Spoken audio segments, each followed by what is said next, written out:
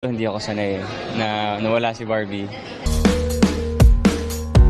Mainit pa din pinag-uusapan sa social media ang umano'y relasyon ng kapuso aktres na si Barbie Forteza at ang aktor na si Jameson Blake matapos nang pumutok ang balitang relasyon nina Barbie at Jameson.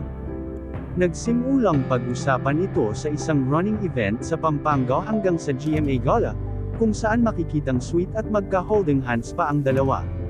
Bagamat todo tanggi pa noong una ang dalawa, kalaunan, kahit hindi nila aminin sa publiko makikita mo pa rin talaga sa mga kilos at galaw ng mga ito ang nag-uumapo na kaswitan, at hindi maitatangging may namumuunang relasyon sa dalawa, sabi nga ng ilan, actions speak louder than words.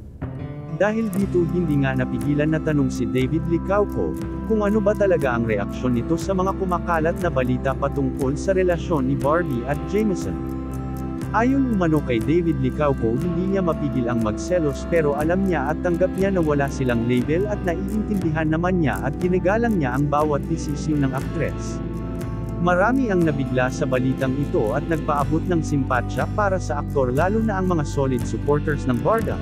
Anilaramdam namin ang lungkot sa mukha ni David, kita namin hindi na siya masaya at parang may kulang sa pagkatao niya lalo na nung umattend siya sa GMA Gala.